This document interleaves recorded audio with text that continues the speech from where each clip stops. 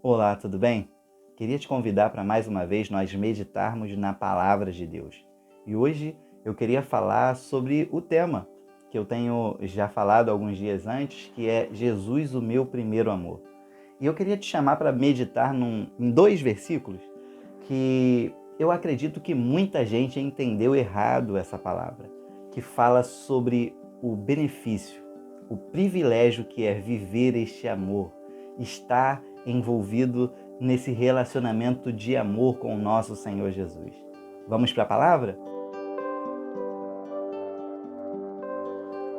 Em 1 Coríntios, capítulo 2, versículo 9, tem uma palavra que talvez você já tenha ouvido muitas vezes na igreja, que é assim: aquilo que o olho não viu, o ouvido não ouviu, e que não subiu ao coração do homem, é o que Deus tem preparado para aqueles que o amam. Tenho certeza que quando você ouviu esse versículo, você sempre ouviu as pessoas fazerem referência ao céu, aquilo que Deus tem preparado para nós na eternidade, aquilo que ainda está oculto, né?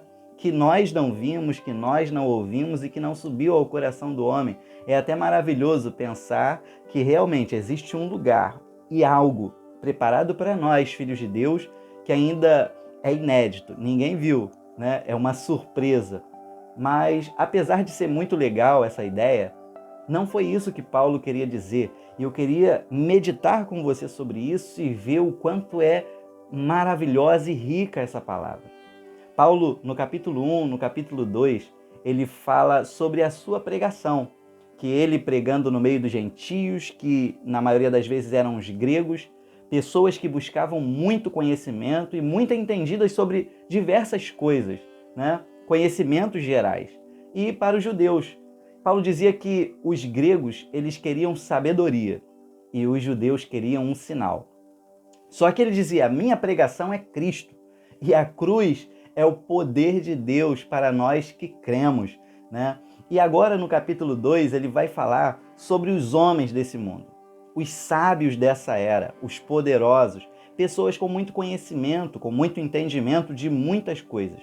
Só que, apesar de terem muito conhecimento, não conheciam a Deus. Não conheciam a Deus. Eu preguei esses dias lá na igreja e falei sobre isso. Eu falei que Deus, para conhecermos a Ele, não basta termos um conhecimento teórico. Não basta entrarmos para uma faculdade, para um seminário e lermos a Bíblia, decorarmos os seus textos.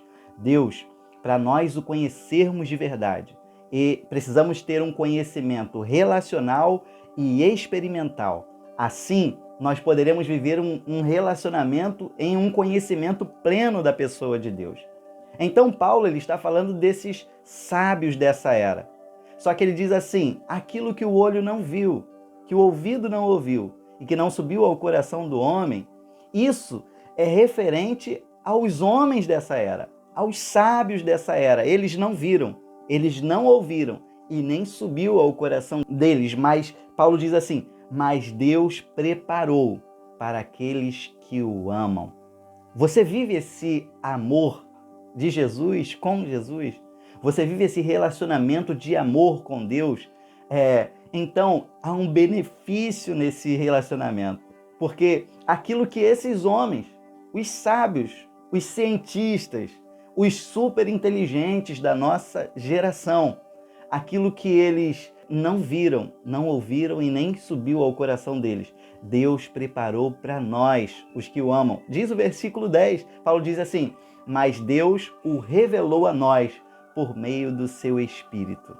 Sabe, existem muita gente que por conta do conhecimento que tem, diz assim: isso não faz sentido, não tem como eu seguir a Deus, entregar minha vida para Jesus, se isso teoricamente não faz sentido, não bate com os meus estudos, não está de acordo com o que a ciência diz. Muita gente está equivocada, né? E por conta do seu muito conhecimento, acabam não entregando a sua vida para Jesus. Infelizmente, nós temos muita gente assim hoje nas nossas escolas, nas nossas faculdades, com o seu coração fechado porque acumulou tanto conhecimento que isso atrapalhou eles terem acesso ao conhecimento da pessoa de Deus. Mas para nós, Deus o revelou por meio do seu Espírito. Só há uma forma de nós conhecermos a Deus em sua plenitude. Primeiro, nós precisamos nos tornar filhos de Deus.